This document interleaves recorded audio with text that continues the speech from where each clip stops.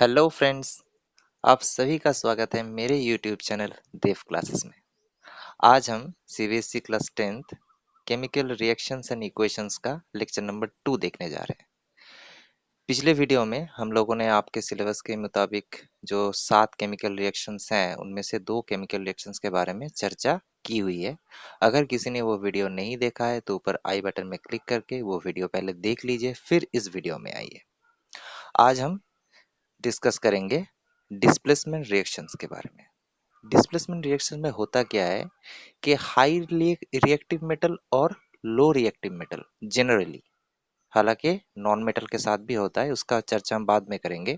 High reactive और लो reactive metal के बीच में रिएक्शन होता है और उनमें से नियम यह है, जो हाई रिएक्टिव मेटल है वो हमेशा सॉलिड स्टेट में होगा और जो लो रिएक्टिव मेटल है मेटल के साथ मेटल का, ठीक है, जो हाई रिएक्टिव मेटल है वो सॉलिड स्टेट में होगा और जो लो रिएक्टिव मेटल है वो एक्वस सॉल्यूशन में होगा। जैसे यहाँ पर देख लीजिए, सभी सॉलिड फॉर्म में है। High reactive metal solid form में है, high reactive metal solid form में होगा और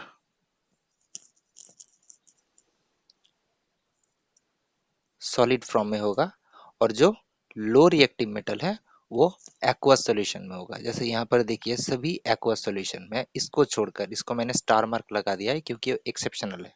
देखिए, aqueous solution, aqueous solution, aqueous solution, aqueous solution, aqueous solution, और जो हाई रिएक्टिव मेटल है वो सॉलिड स्टेट में होगा।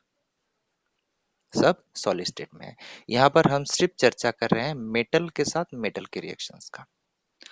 अब हमको कैसे पता चलेगा कि हाई रिएक्टिव मेटल कौन है, नॉन रिएक्टिव मेटल कौन है, या फिर रिएक्टिविटी सीरीज क्या है? इसके लिए मैंने नीचे लिख के रखा है आप लोगों के लिए। सबसे ज्यादा हाई रिएक्टिव मेटल है पोटेशियम, उसके बाद है सोडियम, उसके बाद कैल्शियम, उसके बाद मैग्नीशियम, उसके बाद एल्यूमिनियम, उसके बाद जिंक, उसके बाद आयरन, उसके बाद लेड, उसके बाद हाइड्रोजन, उसके बाद कॉपर, उसके बाद सिल्वर, उसके बाद गोल्ड, उसके बाद प्लेटिनम। सबसे हाई रिएक्टिव है कॉपर और सबसे लो रिएक्टिव है प्लेटिनम। तो अभी हम हाइड्रोजन को छोड़ देंगे, जो भी मेटल है उसके साथ रिएक्शंस पहले देखेंगे। जैसे आयरन के साथ कॉपर सल्फेट का एक्वस सॉल्यूशन, मैंने क्या कहा था, जो लो रिएक्टिव मेटल है। अभी देखिए, आयरन और कॉपर, ये दो मेटल है ना, इनमें से हाई रिएक्टिव कौन है? इधर में देख लीजिए, आयरन। उसके बाद जो आएगा वो होगा लो रिएक्टिव। अब देखिए, आयरन के बाद कॉपर आया, इसलिए कॉपर हो गया लो रिएक्टिव। इससे ज्यादा हाई ये होगा। अब होगा क्या, इसका सॉल्ट सॉल्यूशन लेना पड़ेगा, इसका एक्वा सॉल्यूशन लेना पड़ेगा और उसके साथ ये जब रिएक्ट करेगा, जबकि ये सॉलिड स्टेट में होगा, ये एक्वा सॉल्यूशन में होगा, जब रिएक्ट करेगा तब वो कॉपर को डिस्प्लेस कर देगा, अलग कर देगा अपने से, इसलिए डिस्प्लेसमेंट रिएक्शन नाम है। तो देखिए, आयरन के साथ जब कॉपर सल्फेट का एक्वा सॉल्यूशन का रिएक्शन होगा, अब कॉपर क्या है? लो, आयरन क्या है? हाई। तो क्या होगा, देखिए यहाँ पर जनरल क्या है, A plus B C equal to A C plus B. अब ए क्या करेगा, सी को ले लेगा अपने साथ और बी को छोड़ देगा, डिस्प्लेस कर देगा। देखिए, ए सी को ले लिया और बी को डिस्प्लेस कर दिया। यहाँ पर भी ए सी को ले लिया और कॉपर को डिस्प्लेस कर दिया। यहाँ पे हर एक में आपको वही मिलेगा। जिंक के साथ जब आयरन सल्फेट का रिएक्शंस होता है एक्वा सॉल्यूशन में, तब ये बनता है। जिंक क्या होता है, SO4 को ले लेता है और Fe को छोड़ देता है। अब इसमें देखिए थोड़ा सा हटके है, क्योंकि इसमें हीट लग रहा है। कभी कभी सवाल पूछता है कि डिस्प्लेसमेंट रिएक्शन ऑन हीटिंग, एक एग्जांपल दो। तो ये होगा एक एग्जांपल। देखिए, किसी में भी हीट नहीं लग रहा है, सिर्फ ये एक एग्जांपल को छोड़कर। एल्यूमिनियम मैंगनीज डाइऑक्साइड के साथ जब रिएक्ट करेगा और हीट देना पड़ेगा उसमें, तो क्या होगा, ये बन जाएगा। ठीक है, ये थोड़ा एक्सेप्शनल है। और बाकी सभी के सभी एग्जांपल जो है वो है displacement reaction metal to metal, जबकि पहला high reactive metal solid state में रहना है और दूसरा low reactive metal aqua solution में रहना है। देख लीजिए, इसका स्क्रीनशॉट ले लीजिए और ये रिएक्टिविटी सीरीज को बहुत अच्छे से आप लोगों को याद रखना पड़ेगा। ठीक है, समझ में आया डिस्प्लेसमेंट रिएक्शन? यानी जनरली ये मेटल के साथ ही ज्यादातर एग्जाम में पूछता है मेटल के साथ मेटल का रिएक्शन, जबकि पहला जो मेटल है वो हाई रिएक्टिव होना है, जिसको सॉलिड स्टेट में रहना है, और दूसरा जो मेटल है उसका एक्वस सॉल्यूशन में रखना है उसको, और जो लो रिएक्टिव मेटल में रहना है। ये सब चीज आपको याद रखना पड़ेगा। ये रिएक्टिविटी सीरीज है डिसेंडिंग ऑर्डर में, ठीक है। अभी देखते हैं, ये मेटल के साथ मेटल हो गया एग्जांपल। अभी देखते हैं डिस्प्लेसमेंट रिएक्शन नॉन मेटल के साथ। अब देखिए डिस्प्लेसमेंट रिएक्शन नॉन मेटल के साथ क्या होता है। नियम वही है, एक्वा सॉल्यूशन लेना पड़ेगा इस एक साइड में, और दूसरे साइड में अभी नॉन मेटल का कुछ भी फॉर्म रह सकता है। अब देखिए क्लोरीन जब पोटेशियम ब्रोमाइड के साथ रिएक्शंस करता है तो पोटेशियम क्लोराइड और ब्रोमीन बनता है, ब्रोमीन अलग हो जाता है, जो कि ऑरेंज या येलो कलर का गैस के रूप में निकल जाता है, ठीक है। तो यहाँ पर क्या हुआ, हाई रिएक्टिव मेटल पोटेशियम, लो रिएक्टिव मेटल ब्रोमीन। तो पोटेशियम क्या करता है, रिएक्शंस के बाद ब्रोमीन को अलग कर देता है। देखिए ब्रोमीन अलग हो गया। यहाँ पर भी देखिए क्लोरीन को जब पोटेशियम आयोडाइड के साथ, अब पोटेशियम और आयोडाइड ये जो मेटल में से सबसे हाई रिएक्टिव है पोटेशियम, तो पोटेशियम क्या हो जाएगा, इसके साथ ऐड हो जाएगा और आयोडीन को अलग कर देगा, जो कि वायोलेट फ्यूम्स यानी एक गैस के रूप में, वेपर के रूप में निकल जाएगा। और फिर इधर में जिंक, जिंक जब सल्फ्यूरिक एसिड के साथ रिएक्शंस करता है तब जिंक सल्फेट और हाइड्रोजन गैस निकल जाता है। इसको अगर चेक करना है तो हम लोग को पता है कि हाइड्रोजन हाईली कॉम्बस्टेबल होता है, कोई भी बर्निंग चीज को अगर सामने ले जाएंगे तो तुरंत ज्यादा फायर कैच करके तेजी से, और वो भी पॉपिंग साउंड को लेकर, मतलब एक साउंड निकलता है, ये जलने लगेगा। तो ये है तीन प्रमुख example displacement reaction non metal के साथ, ठीक है। अब इसको नोट कर लीजिए, पहले स्क्रीनशॉट कर लीजिए, उसके बाद नोट कर लीजिए अच्छे से, क्योंकि सभी के सभी एग्जाम्पल बहुत यूजफुल है और एग्जाम में आते हैं। कौन सा कलर बनता है, यहाँ पर वायलेट वायलेट फ्यूम्स बनता है, बहुत तरह के घुमा फिरा के आपको सवाल पूछता है। यहाँ पर सवाल भी मैं कराऊंगा। चलिए देखते हैं अगले रिएक्शंस की ओर। डबल डिस्प्लेसमेंट रिएक्शंस, वहां पर एक बार हो रहा था, यहाँ पर दो बार होगा। जैसे A B plus C D, ये दो रिएक्टेंट है। आफ्टर रिएक्शंस के बाद क्या होगा, ए सी को लेगा और बी डी को लेगा, मतलब दोनों को डिस्प्लेस हो गया। ए सी प्लस बी डी, ठीक है। अभी देखिए एग्जांपल देखते हैं। डबल डिस्प्लेसमेंट में डबल यानी दो, पिछले डिस्प्लेसमेंट रिएक्शंस में क्या हो रहा था, एक बार हो रहा था, लेकिन यहाँ पर दो बार डिस्प्लेस होगा, ठीक है, इसलिए डबल डिस्प्लेसमेंट रिएक्शन। जैसे सोडियम सल्फेट Na2SO4 जो कि एक्वस है, जब रिएक्ट करेगा बेरियम क्लोराइड के साथ, ये भी एक्वस है, तो आफ्टर रिएक्शंस के बाद क्या होगा, अलग अलग हो जाएगा, मतलब एक दूसरे को ले लेगा, इंटरचेंज कर लेगा। जैसे इसके बाद बन जाएगा बेरियम सल्फेट, ठीक है। ये व्हाइट प्रेसिपिटेट, व्हाइट प्रेसिपिटेट यानी इनसॉल्युबल, किसी में भी ये घुलेगा नहीं, ऐसे एक प्रेसिपिटेट व्हाइट के रूप में पड़ा रहेगा, और बन जाएगा सोडियम क्लोराइड जो कि एक्वस है, ठीक है। अब इसको बैलेंस कर लीजिए। बैलेंस करना आप लोग अगर नहीं जानते तो अगले वीडियो में हम बैलेंसिंग के बारे में भी चर्चा करेंगे, क्योंकि इसी का पार्ट है वो, और इतना धांसू ट्रिक होगा, चाहे कोई भी बैलेंसिंग हो आप आराम से कर पाइएगा। इतना अच्छा ट्रिक मैं बताने वाला हूँ बैलेंसिंग का, और इसके बाद कोई भी बैलेंसिंग आपसे नहीं छूटेगा, चाहे एक नंबर या चार नंबर कुछ भी हो, नंबर नहीं छूटेगा, क्योंकि ऐसा ट्रिक जो हर चीज में काम आता है, ठीक है। अभी और एक एग्जांपल देखते हैं। जैसे AgNO3 मान लीजिए, जो कि एक्वस है, उसके साथ सोडियम क्लोराइड का हम रिएक्शंस कराएंगे, ये भी एक्वस, एक्वस यानी पता है ना, सॉल्यूशन। तो क्या बन जाएगा, इंटरचेंज कर लीजिएगा, AgCl के साथ ले लेगा और व्हाइट प्रिसिपिटेट बन जाएगा, मतलब इनसोल्यूबल, कहीं पर भी घुलेगा नहीं, और इधर में ये बन जाएगा। ठीक है, देखिए ये इसको ले लिया और ये इसको ले लिया, डबल बार हुआ ना। यहाँ पर भी ये इसको ले लिया, बेरियम सल्फेट, ये इसको ले लिया और ये इसको ले लिया, तो दो बार हो गया। ठीक है, तो ये हो गया डबल डिस्प्लेसमेंट रिएक्शंस का एग्जाम्पल, दो दो बार होगा ये। किताब में देख लीजिए, बहुत सारे एग्जाम्पल्स हैं, और मैं जब क्वेश्चन आंसर कराऊंगा तो वहां पर तो सब आपको मिल ही जाएगा। अभी देखिए आगे चलते हैं। ऑक्सीडेशन रिएक्शन, याद रखिएगा कि ऑक्सीडेशन रिएक्शंस हमेशा एंडोथर्मिक रिएक्शंस होता है।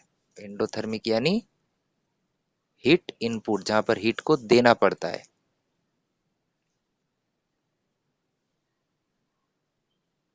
एंडोथर्मिक रिएक्शंस होता है ऑक्सीडेशन।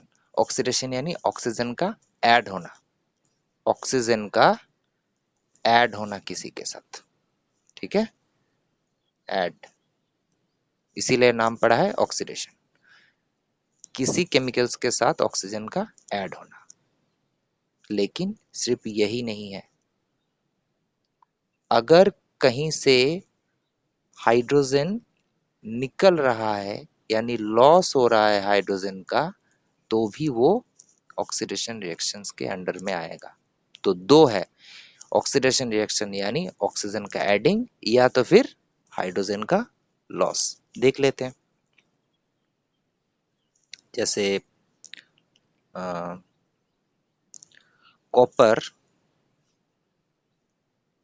के साथ अगर ऑक्सीजन का रिएक्शंस कराएंगे तो बन जाएगा CuO, जो कि ब्लैक कलर का कोटिंग, ये ब्लैक कोटिंग के रूप में पड़ा रहता है। ठीक है, जिसको हम कहते हैं क्यूप्रिक ऑक्साइड, क्यूप्रिक ऑक्साइड। और मैंने क्या था कहा था कि एंडोथर्मिक है, यानी यहाँ पर हीट देना पड़ेगा। अब बताइए तो, मैंने जो जो एग्जांपल आपको कराया रिएक्शंस के, उनमें से ये और एक रिएक्शंस के अंडर में आता है, जहां पर रिएक्टेंट दो या दो से ज्यादा हो और जोड़ने के बाद एक ही हो जा रहा हो, उस रिएक्शंस को क्या कहेंगे, खुद से आंसर कीजिए। ये और एक एग्जाम्पल में भी आता है। ठीक है, अब देखिए यहाँ पर क्या हुआ, पहले इसको बैलेंस कर लेते हैं। टू, टू हो जाएगा इधर, हाँ चलिए, बैलेंस हो गया। अभी देखिए क्या कहा था, ऑक्सीडेशन रिएक्शन यानी ऑक्सीजन का एडिंग। तो अब देखिए ऑक्सीजन का एडिंग हो गया कॉपर के साथ। ठीक है, तो क्यूप्रिक ऑक्साइड, इसका नाम है क्यूप्रिक ऑक्साइड, जो कि ब्लैक कलर का एक कोटिंग है, ऑक्सीजन का एडिंग। और एक देख लेते हैं,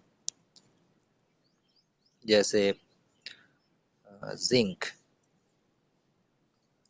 जिंक के साथ आप जब ऑक्सीजन का रिएक्शंस कराओगे, इन ऑक्सीजन के साथ जब ये रिएक्शंस कराएगा तो जिंक ऑक्साइड बनेगा, जो कि येलो कलर का,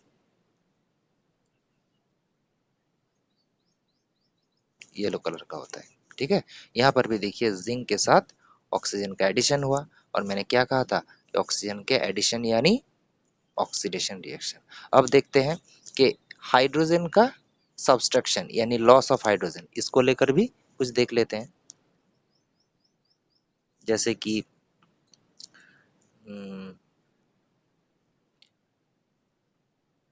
मान लीजिए H2S प्लस Cl2, यहाँ पर बन जाता है HCl प्लस सोडियम। यहाँ पर देखिए हाइड्रोजन का लॉस, यहाँ पर हाइड्रोजन था सोडियम के साथ, सल्फर के साथ, यहाँ पर सल्फर के साथ हाइड्रोजन नहीं है, तो हाइड्रोजन क्या हो गया, लॉस हो गया, हाइड्रोजन लॉस हो गया। और एक एग्जांपल देख लीजिए ऐसे।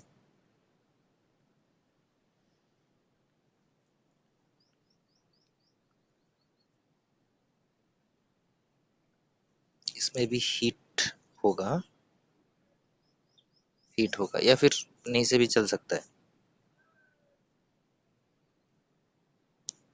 हीट देंगे तो Cu प्लस H2O बनेगा। यहाँ पर देखिए हाइड्रोजन यहाँ पर ऑक्सीजन था, यहाँ पर ऑक्सीजन था, CuO ऑक्सीजन है, यहाँ पर क्या हो गया, इसके साथ हाइड्रोजन ऐड हो गया। ये एग्जाम्पल मैंने इसीलिए लिया क्योंकि ये एग्जाम्पल को देकर मैं कुछ और समझाना चाहता हूँ। क्या देखिए, ये तो मोटा रूप में क्लियर हो गया। अब CuO यहाँ पर दो तीन चीज आता है, एक है ऑक्सीडाइजिंग एजेंट और दूसरा होता है रिडक्टिंग एजेंट। ये ऑक्सीडाइजिंग एजेंट और रिडक्टिंग एजेंट को समझाने के लिए ये एग्जांपल मैंने दिया।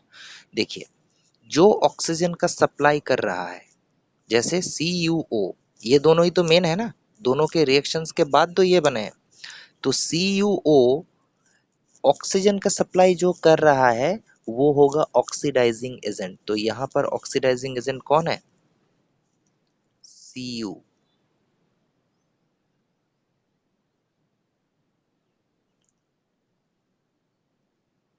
ऑक्सीडाइजिंग एजेंट, क्योंकि ये ऑक्सीजन को सप्लाई कर रहा है, सप्लायर है। और जिसके साथ हाइड्रोजन जुड़ रहा है, जिसके साथ हाइड्रोजन जुड़ रहा है या फिर हाइड्रोजन की सप्लाई जो कर रहा है, उसको हम क्या कहेंगे, रिडक्टिंग एजेंट। यहाँ पर हाइड्रोजन का सप्लाई कौन कर रहा है, हाइड्रोजन खुद। तो हाइड्रोजन यहाँ पर रिडक्टिंग एजेंट।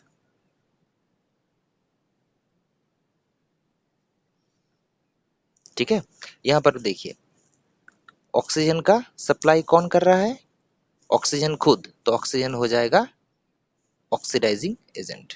यहाँ पर ऑक्सीजन का सप्लाई कर रहा है ऑक्सीजन खुद, तो ऑक्सीजन यहाँ पर बन जाएगा रिडक्टिंग एजेंट। यहाँ पर हाइड्रोजन है इसलिए हाइड्रोजन का भी एग्जाम्पल ले लिया। यहाँ पर तो कुछ है नहीं, लेकिन हाइड्रोजन का एग्जाम्पल आगे काम आएगा। चलिए आगे देखते हैं रिडक्शन रिएक्शन।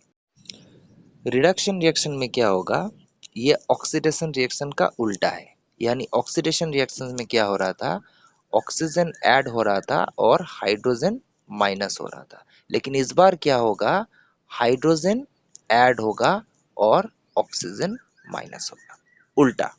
जैसे कॉम्बिनेशन रिएक्शन और उसके साथ डिकम्पोजिशन रिएक्शन, ये उल्टा है एक दूसरे के। यहाँ पर भी ऑक्सीडेशन और रिडक्शन ये दूसरे के उल्टा है। जैसे हम वही वाला एग्जांपल लेते हैं,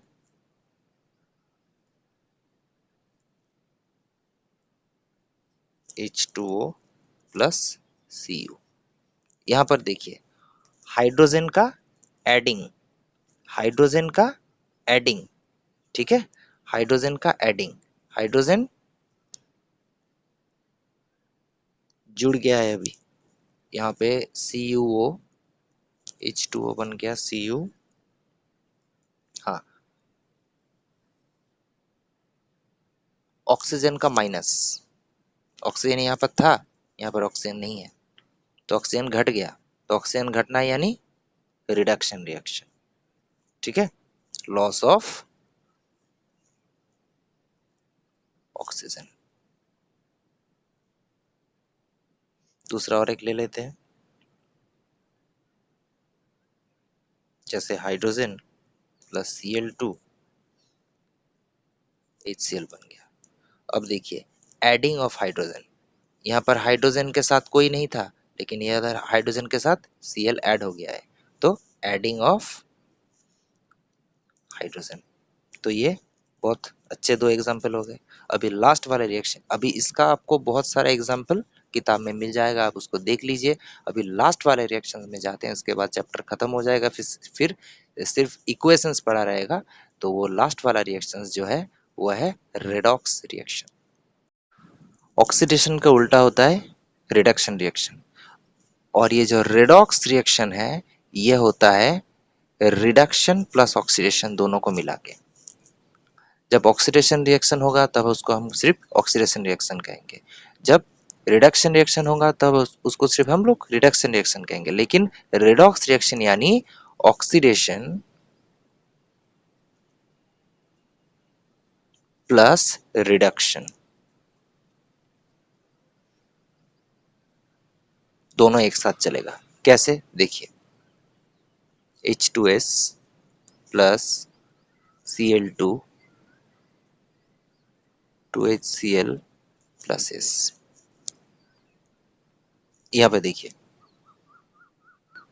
हाइड्रोजन इसके साथ था लेकिन अभी क्या है, हाइड्रोजन नहीं है, सल्फर अलग हो गया ना, तो लॉस ऑफ हाइड्रोजन, और लॉस ऑफ हाइड्रोजन यानी क्या, ऑक्सीडेशन। यहाँ पर क्लोरीन अकेला था लेकिन इसके साथ अब कौन जुड़ गया है, हाइड्रोजन जुड़ गया है, तो एड ऑफ हाइड्रोजन यानी क्या हो गया, रिडक्शन।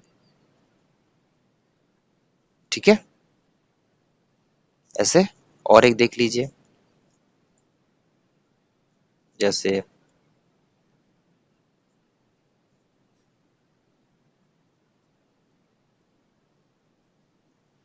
यहाँ पर देखिए, ऑक्सीजन था, ऑक्सीजन निकल गया, तो क्या हो गया, loss of oxygen. Loss of oxygen यानी क्या, रिडक्शन। यहाँ पर हाइड्रोजन अकेला था लेकिन यहाँ पर हाइड्रोजन ऐड हो गया, तो ऐड ऑफ ऑक्सीजन यानी ऑक्सीडेशन। दोनों ही चलता है ना, ऑक्सीडेशन यानी add of oxygen minus of hydrogen, और रिडक्शन यानी ऐड ऑफ हाइड्रोजन और लॉस ऑफ ऑक्सीजन। अब इन दोनों में से या फिर इन दोनों में से कोई भी एक हुआ तो उसे हम क्या कहेंगे, रिडक्शन रिएक्शन। इन दोनों में से कोई एक, इन दोनों में से कोई एक, रिडक्शन रिएक्शन में यही होता है, ऑक्सीडेशन रिएक्शन और रिडक्शन रिएक्शंस का, मैंने गलत बोल दिया, रेडॉक्स रिएक्शन होगा रेडॉक्स रिएक्शन होगा। ठीक है, अभी चलिए अगले वाले वीडियो में हम लोग एक धांसू ट्रिक लेके आएंगे केमिकल बैलेंसिंग का, फिर ये चैप्टर खत्म हो जाएगा, फिर हम सारे क्वेश्चन आंसर भी प्रोवाइड करा देंगे। लेकिन उसके पहले अगर जो चैनल पे नए हैं, चैनल को सब्सक्राइब कर लीजिए, लाइक कीजिए और शेयर कीजिए। अगर कहीं पर कोई प्रॉब्लम है तो कमेंट्स भी कर सकते हैं। तो चलिए मिलते हैं अगले वीडियो में। जय हिंद। ऑक्सीडेशन का उल्टा होता है रिडक्शन रिएक्शन, और ये जो रेडॉक्स रिएक्शन है ये होता है रिडक्शन प्लस ऑक्सीडेशन दोनों को मिला के। जब ऑक्सीडेशन रिएक्शन होगा तब उसको हम सिर्फ ऑक्सीडेशन रिएक्शन कहेंगे। जब रिडक्शन रिएक्शन होगा तब उसको सिर्फ हम लोग रिडक्शन रिएक्शन कहेंगे। लेकिन रेडॉक्स रिएक्शन यानी ऑक्सीडेशन प्लस रिडक्शन दोनों एक साथ चलेगा। कैसे देखिए, H2S plus Cl2 2HCl plus S। यहाँ पे देखिए, हाइड्रोजन इसके साथ था लेकिन अभी क्या है, हाइड्रोजन नहीं है, सल्फर अलग हो गया ना, तो लॉस ऑफ हाइड्रोजन, और लॉस ऑफ हाइड्रोजन यानी क्या, ऑक्सीडेशन।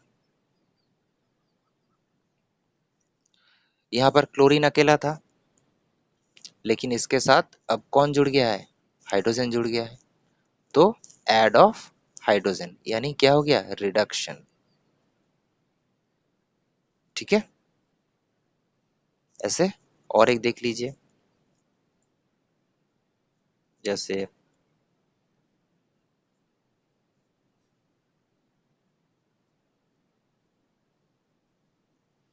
यहाँ पर देखिए,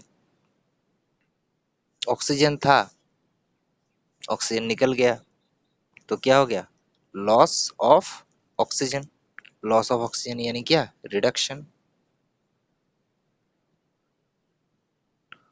यहाँ पर हाइड्रोजन अकेला था, लेकिन यहाँ पर हाइड्रोजन ऐड हो गया, तो ऐड ऑफ ऑक्सीजन यानी ऑक्सीडेशन। दोनों ही चलता है ना, ऑक्सीडेशन यानी add of oxygen minus of hydrogen, और रिडक्शन यानी ऐड ऑफ हाइड्रोजन और लॉस ऑफ ऑक्सीजन।